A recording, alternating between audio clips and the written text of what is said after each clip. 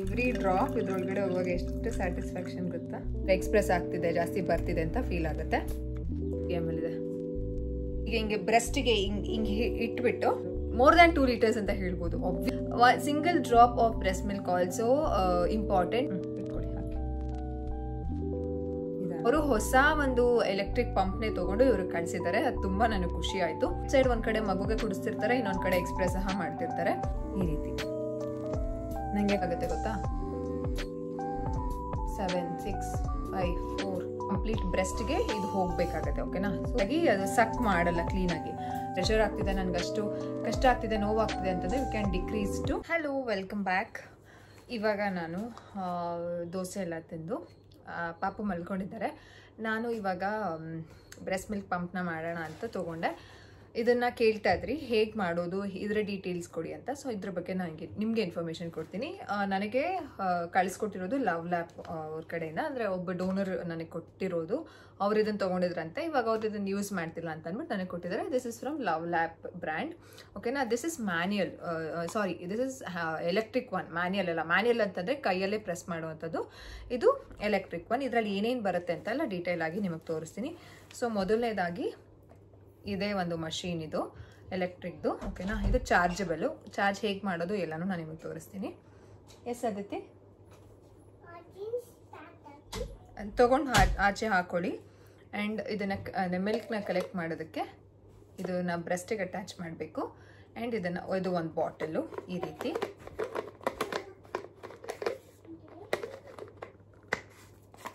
S ನಾನು ನಿಮ್ಗೆ ತೋರಿಸ್ತೀನಿ ಹೇಗೆ ಅಂತ. ಆ್ಯಂಡ್ ಒಂದು ಸ್ಪೇರ್ ಬಾಟಲ್ ಕ್ಯಾಪ್ ಕೊಟ್ಟಿದ್ದಾರೆ. ನಿಪ್ಪಲ್ ಅಕಸ್ಮಾತ್ ಏನಾದರೂ ನೀವು ಬ್ರೆಸ್ಟ್ ಮಿಲ್ಕ್ನ ಎಕ್ಸ್ಪ್ರೆಸ್ ಮಾಡಿ ಡೈರೆಕ್ಟಾಗಿ ಮಗು ಕೊಡ್ತಿದ್ದೀರಾ ಅಂತಂದರೆ ಒಂದು ನಿಪ್ಪಲ್ ವಿತ್ ಕ್ಯಾಪ್, ಈ ಬಾಟಲ್ಗೆ ನಿಪ್ಪಲ್ ವಿತ್ ಕ್ಯಾಪು. ಬಟ್ ನಾನೇನು ಇದನ್ನು ಯೂಸ್ ಮಾಡಲ್ಲ. ಆ್ಯಂಡ್ ಅಗೇನ್ ಒಂದು ಸ್ಪೇರ್ ಇದನ್ನು ಕೊಟ್ಟಿದ್ದಾರೆ. ಇದೇನು ಅಂತಂದರೆ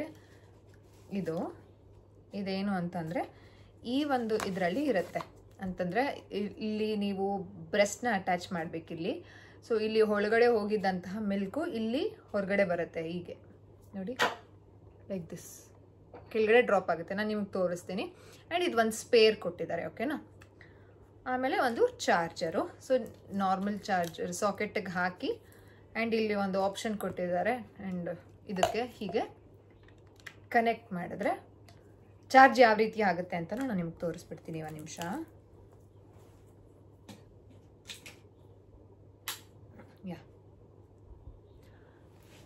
ಕಾಣಿಸ್ತಿದೆ ಅಲ್ವಾ.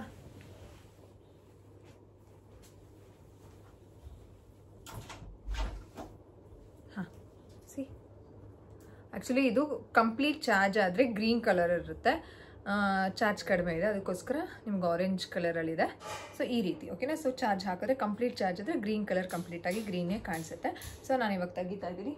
ನಾನಿವಾಗ ಯೂಸ್ ಮಾಡೋದಕ್ಕೆ ಚಾರ್ಜ್ ಆಗುತ್ತೆ, ಏನು ತುಂಬ ಲೋ ಅಂತ ಏನಿಲ್ಲ. It's fine.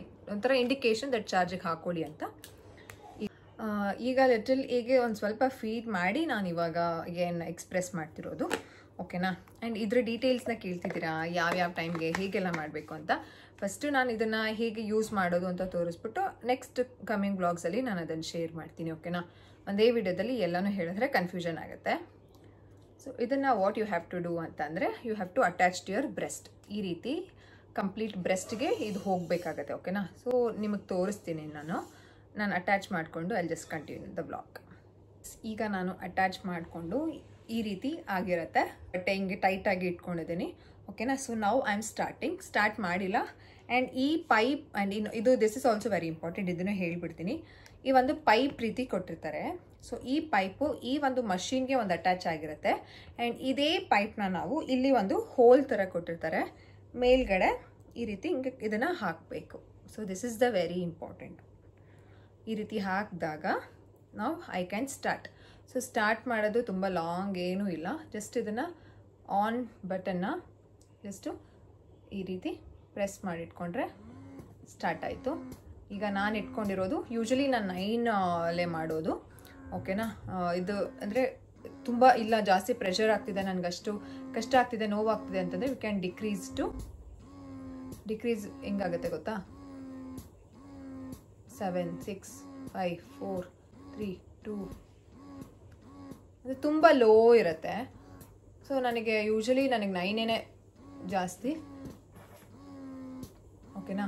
ಕೆಲವೊಂದ್ಸಲ ತುಂಬ ಮಿಲ್ಕ್ ಇದೆ ಅಂತ ಅನ್ನಿಸ್ದಾಗ ನಾನು ಏನು ಮಾಡ್ತೀನಿ ಅಂತಂದರೆ ಇದು ಹೀಗೆ ಹೋಗುತ್ತೆ. ಐ ವಿಲ್ ಆಲ್ಸೋ ಶೋ ಹೇಗೆ ಡ್ರಾಪ್ ಆಗ್ತಿದೆ ಅಂತ.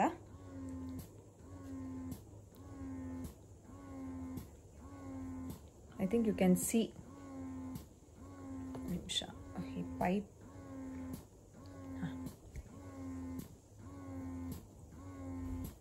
ಈ ರೀತಿ ನನಗೆ ಯಾಕೋ ಫೋರ್ಸ್ ಕಡಿಮೆ ಇದೆ ಅಂತ ಅನ್ನಿಸ್ತಿದೆ ಇವಾಗ.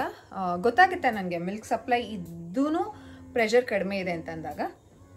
ಕೆಲವೊಂದ್ಸಲ ಏನಾಗುತ್ತೆ ಗೊತ್ತಾ, ನಾವೊಂದು ಸ್ವಲ್ಪ ಗಾಳಿ ಏನಾದರೂ ಇಲ್ಲಿ ಹೋಗ್ತಾ ಇದ್ರೂ ಕರೆಕ್ಟಾಗಿ ಅದು ಸಕ್ ಮಾಡಲ್ಲ ಕ್ಲೀನಾಗಿ. So you have to make sure the holding properly, ಕರೆಕ್ಟಾಗಿ ಲ್ಯಾಚ್ ಆಗಿ. ಮಗು ಹೇಗೆ ಕ್ಲೀನಾಗಿ ಲ್ಯಾಚ್ ಮಾಡಿದಾಗ್ಲೇ ಬ್ರೆಸ್ಟ್ ಮಿಲ್ಕ್ ಆಚೆ ಬರೋದು, ಅದೇ ರೀತಿ ಪಂಪಲ್ಲೂ ಆಗುತ್ತೆ. So I am feeling pressure ಸ್ವಲ್ಪ ಕಡಿಮೆ ಇದೆ, ಅದಕ್ಕೋಸ್ಕರ ಇದನ್ನು ನಾನು ಪ್ರೆಸ್ ಮಾಡ್ತಾಯಿದ್ದೀನಿ. ಹಾಂ, ಸೊ ಈಗ I think you can see ಅನ್ಸುತ್ತೆ.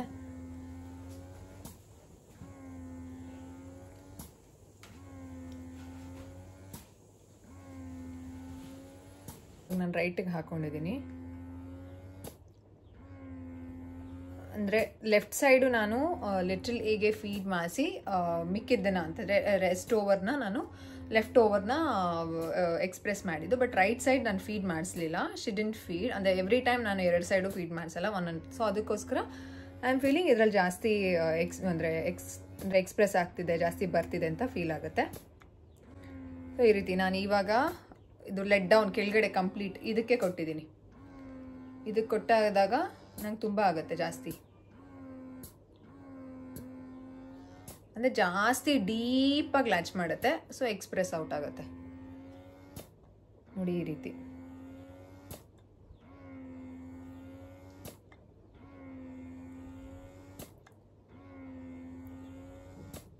ಕೆಲವರು ಫಾರ್ಮುಲಾ ಫೀಡ್ ಜೊತೆಗೆ ಮಗುಗೆ ಬ್ರೆಸ್ಟ್ ಫೀಡಿಂಗು ಮಾಡ್ತಿರ್ತಾರಲ್ಲ, ಅವ್ರು ಏನು ಮಾಡ್ತಾರೆ ಅಂತಂದರೆ ಇದೇನು ಪೇಯ್ನ್ಫುಲ್ ಅಲ್ಲ, ಏನು ಪೇಯ್ನ್ ಆಗಲ್ಲ. ಟು ಬಿ ಫ್ರ್ಯಾಂಕ್, ಯಾವುದೇ ರೀತಿ ಪೇಯ್ನ್ ಇಲ್ಲ. ಆ್ಯಂಡ್ ಟೈಮು ತುಂಬ ಬೇಗ ಕನ್ಸ್ಯೂಮ್ ಜಾಸ್ತಿ ಮಾಡಲ್ಲ, ಬೇಗನೆ ಮುಗಿಸ್ಕೊಳ್ಬೋದು. ಕೆಲವರು ಏನು ಮಾಡ್ತಾರೆ ಅಂತಂದರೆ ಲೆಫ್ಟ್ ಸೈಡ್ ಒಂದು ಕಡೆ ಮಗುಗೆ ಕುಡಿಸ್ತಿರ್ತಾರೆ, ಇನ್ನೊಂದು ಕಡೆ ಎಕ್ಸ್ಪ್ರೆಸ್ ಸಹ ಮಾಡ್ತಿರ್ತಾರೆ. ಅದನ್ನು ಸಹ ಮಾಡ್ಕೊಳ್ಬೋದು. ಬಟ್ ನಾನೇನು ಆ ರೀತಿ ಮಾಡಲ್ಲ. ಜಸ್ಟ್ ಪಾಪಕ್ಕೆ ಫೀಡ್ ಮಾಡಿಸಿದ್ಮೇಲೆ ಎಕ್ಸ್ಟ್ರಾ ಲೆಫ್ಟ್ ಓವರ್ನ ನಾನು ಈ ರೀತಿ ಎಕ್ಸ್ಪ್ರೆಸ್ ಮಾಡಿ ಸ್ಟೋರ್ ಮಾಡ್ತೀನಿ. ಸೊ ನೀವು ಮಾಡ್ಬೋದು. ನಾನು ಹೋಗಿ ಕೊಟ್ಟು ಬಂದು ಅದಾದಮೇಲೆ ನಾನು ನಿಮ್ಗೆ ಡೀಟೇಲ್ಸ್ ಆಗಿ ಹೇಳ್ತೀನಿ. ತುಂಬ ಜನ ಮೆಸೇಜ್ ಮಾಡ್ತೀರಾ ದಟ್ ನಿಮಗೆ ಜಾಸ್ತಿ ಮಿಲ್ಕ್ಸ್ ನೋಡಿ ಈ ರೀತಿ ಗಾಳಿ ಅಂದರೆ ಒಂಚೂರು ಬಿಟ್ಟಾಗ ಗಾಳಿ ಸೌಂಡ್ ಬರುತ್ತೆ, ಅವಾಗ ಅಷ್ಟು ಚೆನ್ನಾಗಿ ಎಕ್ಸ್ಪ್ರೆಸ್ ಆಗಲ್ಲ. ಸೊ ಗಾಳಿ ಹೋಗದೆ ಇರೋಂಗೆ ಕಂಪ್ಲೀಟ್ ಅದು ಬ್ರೆಸ್ಟನ್ನ ಕಂಪ್ಲೀಟಾಗಿ ಟೈಟಾಗಿ ಇಟ್ಕೊಳ್ಳೋ ರೀತಿ ಅದನ್ನು ಮೇಕ್ ಶ್ಯೂರ್ ಮಾಡಿದ್ರೆ ಚೆನ್ನಾಗಿ ಎಕ್ಸ್ಪ್ರೆಸ್ ಔಟ್ ಆಗುತ್ತೆ.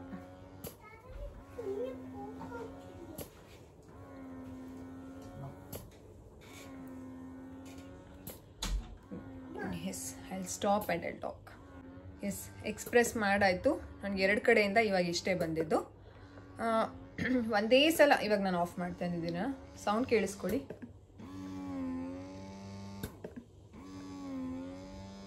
Long press of. ಸೊ ಒಂದೇ ಸಲಕ್ಕೆ ನಾನು ಜಾಸ್ತಿ ಎಕ್ಸ್ಪ್ರೆಸ್ ಮಾಡಬೇಕು ಅಂತ ಏನೂ ಒಂದು ಟಾರ್ಗೆಟ್ ಅಂತ ಇಟ್ಕೊಳ್ಳೋದಿಲ್ಲ. ದಿನಕ್ಕಿಲ್ಲ ಅಂದರೂ 3 ಇಂದ 4 ಸಲ ಈ ರೀತಿ ಎಕ್ಸ್ಪ್ರೆಸ್ ಮಾಡಿ ಬಾಟಲ್ಗೆ ಸ್ಟೋರ್ ಮಾಡಿ ಇಡ್ತೀನಿ. ಓಕೆನಾ.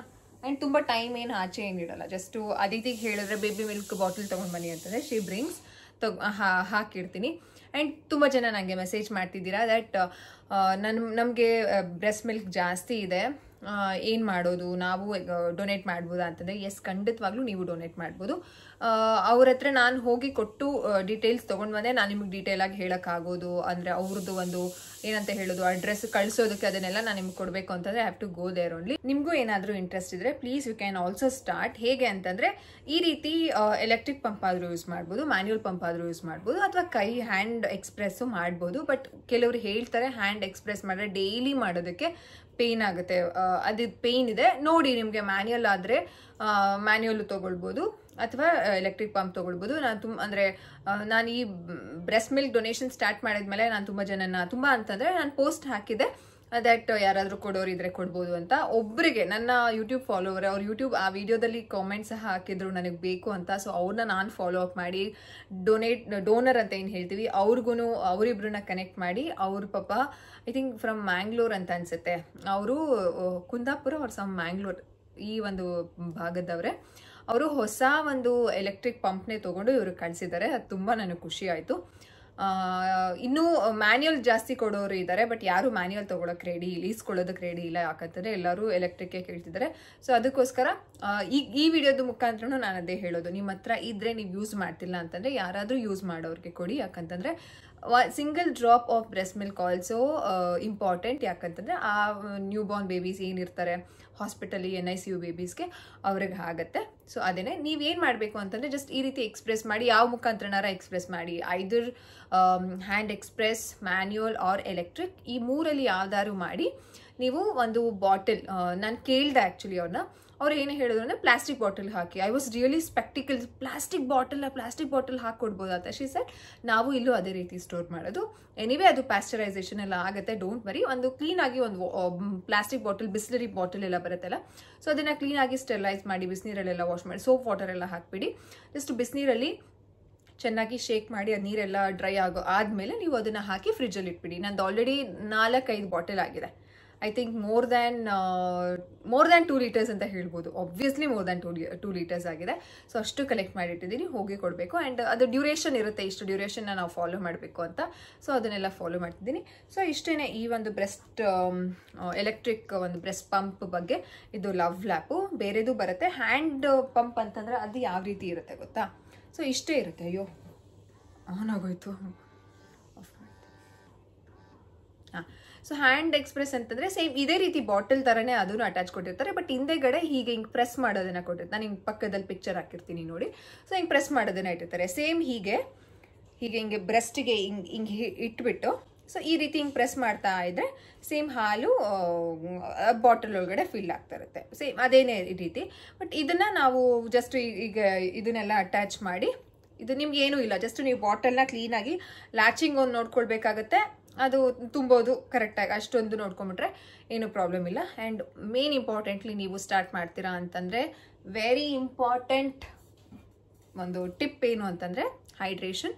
ಬಿಫೋರ್ ನಾನು ಪಂಪ್ ಮಾಡೋದಕ್ಕಿಂತ ಮುಂಚೆನೂ ನೀರು ಕುಡಿತೀನಿ. ಈಗ ಲಿಟಲ್ ಹೇಗೆ ಫೀಡ್ ಮಾಡಿಸಿದ್ದೀನಿ ಅಂತಂದರೆ ಅವಾಗ್ಲೂ ನೀರು ಕುಡಿದು, ಸ್ಟಾಪ್ ಮಾಡಿದ್ಮೇಲೂ ಒಂದ್ಸಲ ನೀರು ಕುಡಿದು ಪಾಪುನ ಮಲಗಿಸಿ, ಈಗ ನಾನು ನಿಮ್ಗೆ ಗೊತ್ತಿದೆ ಎಲ್ಲರಿಗೂ, ನಾನು ಡೈಪರ್ ಎಲ್ಲ ಏನು ಯೂಸ್ ಮಾಡಲ್ಲ.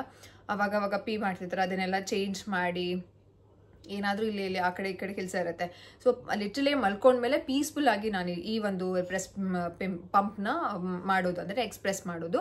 ಸೊ ಅಗೇನ್ ನಾನು ಸ್ಟಾರ್ಟ್ ಮಾಡೋದಕ್ಕಿಂತ ಮುಂಚೆ ನೀರು ಕುಡಿದು, ಅದಾದಮೇಲೆ ನೀರು ಕುಡಿದು ಸ್ಟಾಪ್ ಮಾಡ್ತೀನಿ. ಆ ರೀತಿ ಏನಕ್ಕಂತಂದರೆ ಹೈಡ್ರೇಷನ್ ಇಸ್ ಇಂಪಾರ್ಟೆಂಟ್. ಎಷ್ಟು ನೀರನ್ನ ಚೆನ್ನಾಗಿ ಕುಡಿತೀವೋ ಅಷ್ಟು ಚೆನ್ನಾಗಿ ಬ್ರೆಸ್ಟ್ ಮಿಲ್ಕ್ ಬರುತ್ತೆ. ಸೊ ಈ ರೀತಿ ಆಗಿದೆ. ಎಷ್ಟು ml ಇದೆ ಗೊತ್ತಾ? ಇದು 60, ಕರೆಕ್ಟಾಗಿ 60 ml ಇದೆ.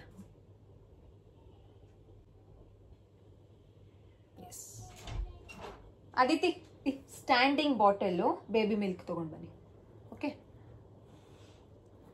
ತೊಗೊಂಡು ಬನ್ನಿ ಬೇಗ, ಫಾಸ್ಟ್. Standing bottle. ಯಾಕೆ ನಾನು ಸ್ಟ್ಯಾಂಡಿಂಗ್ ಬಾಟಲ್ ಅಂತ ಹೇಳ್ತಿದ್ದೀನಿ? ಅದೇನು ಏನೂ ಇಲ್ಲ. ಅದೇನು ಅಂತಂದರೆ ಮಲ್ಕೊಂಡಿರೋದು ಬೇಡ, ಸ್ಟ್ಯಾಂಡಿಂಗ್. ಓಕೆ, ಮಲ್ಕೊಂಡಿರೋದ್ರಲ್ಲಿ ಯಾವ್ದ್ರಲ್ಲೂ ಹಾಕಾಗ್ತಿಲ್ಲ, ಸ್ಟ್ಯಾಂಡಿಂಗಲ್ಲಿ ಮಾತ್ರ ಹಾಕಾಗ್ತಿರೋದು. ಹೋಗಿ ತೊಗೊಂಡು ಬನ್ನಿ ಬೇಗ. ನಿಮ್ಮ ಕೈಯಲ್ಲಿ ಹಾಕಿಸ್ತೀನಿ, ಹೋಗಿ. ಗೋ. ಶೇಕ್ ಮಾಡೋಕ್ಕಾಗಲ್ಲ, ಹೋಗಿ ಸ್ಟ್ಯಾಂಡಿಂಗ್ ಬಾಟಲ್ ಎತ್ಕೊಂಡು ಬನ್ನಿ, ನಿಮ್ಮ ಕೈಯಲ್ಲಿ ಹಾಕಿಸ್ತೀನಿ, ಹೋಗಿ.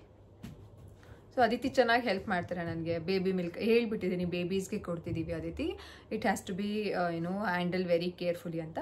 ಯಾಕೆ ಸ್ಟ್ಯಾಂಡಿಂಗ್ ಬಾಟಲ್ ಅಂತ ಹೇಳ್ತಿದ್ದೀನಿ ಅಂತಂದರೆ ಅವರೇ ಮೇಂಟೈನ್ ಮಾಡ್ತಾರೆ. 3-4 ಬಾಟಲ್, 4 ಬಾಟಲ್ ಏನೋ ಆಗಿದೆ, 4-5 ಆಗಿದೆ. ಸೊ ಆ ಬಾಟಲ್ನ ಇಡ್ತಾರಲ್ಲ, ಜೋರಾಗಿ ಇದನ್ನು ಟ್ರೇನ ಪುಷ್ ಮಾಡಿ ಕೆಳಗಡೆ ನಮ್ಮದು ಉಲ್ಟಾ ಫ್ರಿಜ್ಜು, ಮೇಲ್ಗಡೆ ಎಲ್ಲ ಕೆಳಗಡೆ ಇದೆ. ಸೊ ಅವರೇ ಹಾಕೋದು ಎಲ್ಲ ಮಾಡ್ತಿರ್ತಾರೆ ಅಲ್ವಾ. ಸೊ ಆಗ ಅಂದರೆ ಫುಲ್ಲು ಪುಷ್ ಮಾಡಿದಾಗ ಬಾಟಲ್ ಬಿದ್ದೋಗುತ್ತೆ. ಬಾಟಲ್ ಬಿದ್ದೋದಾಗ ಏನಾಗ್ತಿದೆ ಅಂತಂದರೆ ಹಾಲೆಲ್ಲ ಫುಲ್ ಕಂಪ್ಲೀಟ್ ಬಾಟಲಲ್ಲಿ ಈ ರೀತಿ ಸ್ಪ್ರೆಡ್ ಆದಾಗ ಮುಂದೆಗಡೆ ಕ್ಯಾಪ್ ಹತ್ರ ಫುಲ್ ಗೆಡ್ಡೆ ಆಗಿರುತ್ತೆ. ಫ್ರೀಜ್ ಅಂದರೆ ಗೆಡ್ಡೆನೇ ಅಲ್ವಾ. ಸೊ ನಂಗೆ ಅದನ್ನು ಫಿಲ್ ಮಾಡೋಕ್ಕಾಗ್ತಿಲ್ಲ. ಸೊ ಒಂದು 2 ದಿನದಿಂದ ನಾನು ಮೇಕ್ ಶ್ಯೂರ್ ಮಾಡಿ ಸ್ಟ್ಯಾಂಡಿಂಗ್ ಮಾಡಬೇಕು, ಈ ರೀತಿ ಹೇಳ್ಕೊಟ್ಟೆ.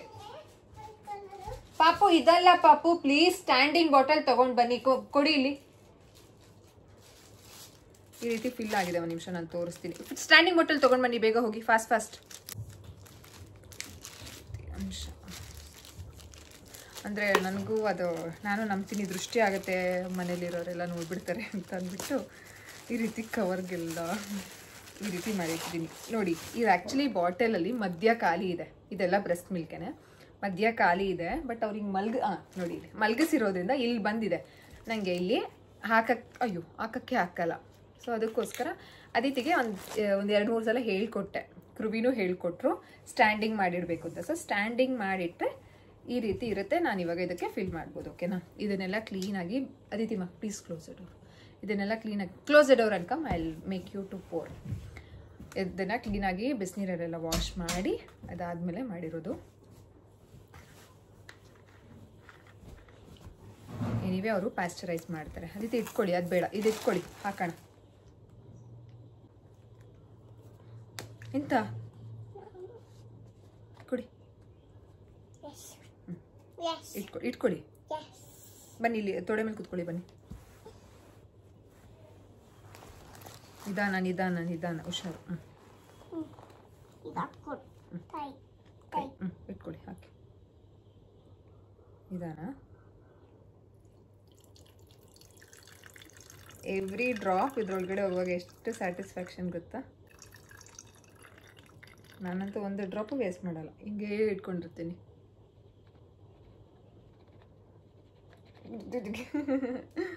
ಓಕೆ, ಇಲ್ಲ ಒಂದೇ ಒಂದು ಡ್ರಾಪ್ ಇದೆ. ಈಗ ಇದನ್ನು ಕ್ಲೀನಾಗಿ ಬಿಸಿನೀರಲ್ಲಿ ಒಂದು 10 ನಿಮಿಷ ನೆನೆಸಿ, ನಾರ್ಮಲ್ ತುಂಬ ಕೊತ ಬಿಸಿನೀರಲ್ಲ, ನಾರ್ಮಲ್ ಸ್ನಾನ ಮಾಡೋ ಬಿಸಿನೀರಲ್ಲಿ ನೆನೆಸಿ ಬಕೆಟಲ್ಲಿ ಹಾಕ್ಬಿಡ್ತೀನಿ. ಅದಾದಮೇಲೆ ತೊಳೆಯೋದು. ಎಂತ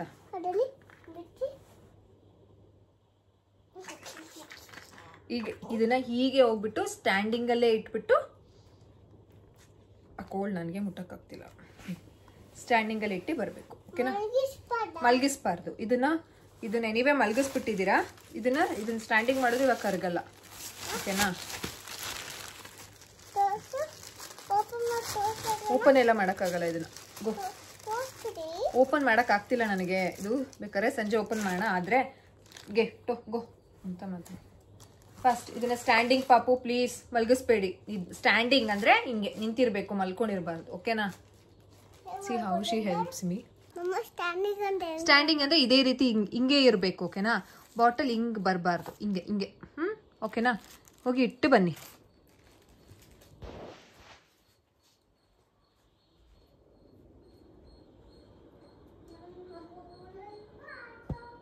ಎಸ್, ನೋಡೋದ್ರಿಗಲ್ಲ, this is all about breast milk ಪಂಪ್ನ ನಾನು ಹೇಗೆ ಮಾಡ್ತೀನಿ, ನಾನು ಏನು ಫಾಲೋ ಮಾಡ್ತೀನಿ ಅಂತ. ಸೊ ನೀವು ಸ್ಟಾರ್ಟ್ ಮಾಡ್ಬೋದು. ಈ ರೀತಿ ಸ್ಟಾರ್ಟ್ ಮಾಡಿ ಫ್ರೀಝರಲ್ಲಿ ನೀವು ಸ್ಟೋರ್ ಮಾಡ್ತಾ ಬರ್ಬೋದು. ಅದಾದಮೇಲೆ ನನಗೆ ಕಂಪ್ಲೀಟ್ ಡೀಟೇಲ್ಸ್ ಗೊತ್ತಾದಮೇಲೆ ನಾನು ಹೋಗಿ ಅವ್ರನ್ನ ಮೀಟ್ ಮಾಡಿಕೊಂಡು ಎಲ್ಲ ಏನೇನು ಪ್ರೊಸೀಜರ್ ಇದೆ ಅದನ್ನೆಲ್ಲ ತಿಳ್ಕೊಂಡು ಡೀಟೇಲ್ ಆಗಿ ನಿಮ್ಗೆ ಹೇಳ್ತೀನಿ. You can start storing. 6 ಮಂತ್ಸ್ವರೆಗೂ ನಮಗೆ ಡ್ಯೂರೇಷನ್ ಇರುತ್ತೆ ಸ್ಟೋರ್ ಮಾಡೋದನ್ನು. 6 ಮಂತ್ಸಲ್ಲಿ 4 ಮಂತ್ಸಲ್ಲಿ ಈಗ ನೀವು ಈ ತಿಂಗಳು ಶುರು ಮಾಡ್ತಿದ್ದೀರಾ. ದಿಸ್ ಇಸ್ ಆಗಸ್ಟ್ ಅಲ್ವಾ? So August, September, October, November. So November, December, ಜಾನ್ವರಿವರೆಗೂ ಅವ್ರಿಗೆ ಮಗುಗೆ ಕೊಡ್ಬೋದು. 6 ಮಂತ್ಸ್ವರೆಗೂ ಡ್ಯೂರೇಷನ್ ಇರುತ್ತೆ. ಬಟ್ ನೀವು ಆಗಸ್ಟ್, ಸೆಪ್ಟೆಂಬರ್, ಅಕ್ಟೋಬರ್, ನವಂಬರ್ಗೆ ನೀವು ಅವ್ರಿಗೆ ಅವ್ರಿಗೆ ಕೊಟ್ಬಿಡ್ಬೇಕಾಗುತ್ತೆ. ಬ್ರೆಸ್ಟ್ ಮಿಲ್ಕ್ನ ಕಳಿಸ್ಬೇಕು ಅಥವಾ ತೊಗೊಂಡು ಹೋಗಿ ಕೊಡೋದು. ಈ ರೀತಿ ಮಾಡಿದ್ರೆ ಅವ್ರಿಗೆ ಆ 2 ಮಂತ್ಸ್ ಡ್ಯೂರೇಷನಲ್ಲಿ ಅವ್ರು ಅದನ್ನು ಬೆಳೆಸ್ಬಿಡ್ತಾರೆ. ನೀವೇ 6 ಮಂತ್ಸ್ವರೆಗೂ ಮನೆಯಲ್ಲೇ ಇಟ್ಕೊಂಡ್ರೆ ಕಷ್ಟ ಆಗುತ್ತೆ. ಕೆಲವೊಂದ್ಸಲ ಮಿಲ್ಕ್ಗಳು ಎಕ್ಸ್ಪೈರ್ ಆಗುವಂಥ ಚಾನ್ಸಸ್ ಇರುತ್ತಂತೆ. ಅದಕ್ಕೋಸ್ಕರ ಓಕೆನಾ, 4 ಮಂತ್ಸ್ ನಿಮಗೆ ನೀವೇ ಟೈಮ್ ಇರುತ್ತೆ. ಅಷ್ಟು ಟೈಮ್ ತೊಗೊಳ್ಳಲ್ಲ ನಾನು. ವೆರಿ ಸೂನ್, ತುಂಬ ಬೇಗನೆ ನಾನು ನಿಮ್ಗೆ ಅದನ್ನು ಇನ್ಫಾರ್ಮೇಷನ್ ಕೊಡ್ತೀನಿ. ಸೊ ಇದೇನೆ. ಓಕೆನಾ? So this is all about breast milk express, ಏನೇನು ಫಾಲೋ ಮಾಡ್ತೀನಿ ನಾನು ಅಂತ. ಸೊ ನೆಕ್ಸ್ಟ್ ವ್ಲಾಗಲ್ಲಿ ಇನ್ನೊಂದು ಇನ್ಫಾರ್ಮೇಷನ್ ಸಿಗ್ತೀನಿ. ಏನಾದರೂ ಡೌಟು, ಏನಾದರೂ ಕನ್ಫ್ಯೂಷನ್ಸು, ಏನಾದರೂ ಈ ರಿಲೇಟೆಡ್ ನಿಮಗೆ ಏನೇ ಇದ್ರೂ ಪ್ಲೀಸ್ ಕಾಮೆಂಟ್ ಸೆಕ್ಷನಲ್ಲಿ ತಿಳಿಸಿ. ಓಕೆನಾ? ನೆಕ್ಸ್ಟ್ ವೀಡಿಯೋದಲ್ಲಿ ಸಿಗ್ತೀನಿ. ಬಾಯ್. Thanks for watching.